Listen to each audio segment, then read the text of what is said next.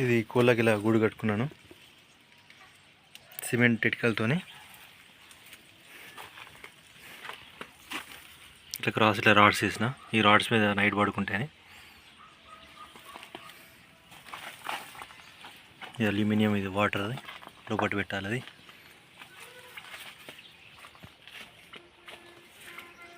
బయటికి ఇడిచిన కోళ్ళు. ఇదేమో టర్కీ కోడి, అవతలదేమో కడక్నాథ్. ఇది కూడా టర్కీ కోడి, మేల్ ఫీమేల్. అవి రెండు సోనాలి బ్రీడ్స్, అవి కూడా మేల్ ఫీమేల్.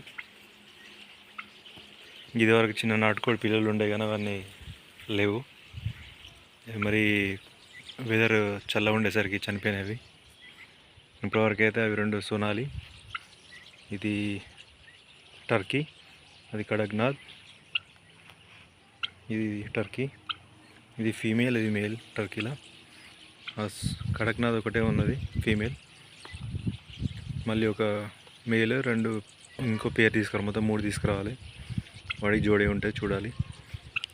ఇందులో వాడు ఇక్కడ వీడ్స్ అనేది తింటానే. అటు మామిడి చెట్టు, ఇది మామిడి చెట్టు, ఇటు ఒక మామిడి చెట్టు, అదొక మామిడి చెట్టు, అదేమో చిక్కుడుకాయ చెట్టు. నా చిక్కుడుకాయ చెట్టు కింద కొంచెం పందిరి లేకుంటే దాని కిందికి పోయి మొత్తం అన్నీ తోడుకొని తింటున్నాయి. ఇప్పుడేమో ఇక్కడ ఉన్నాయి.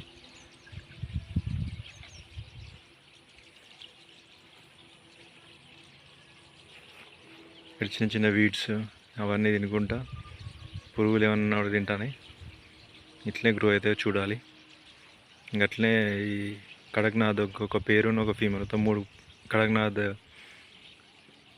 2 నెలల పిల్లలు తీసుకొస్తే అయిపోతుంది అనుకుంటాను.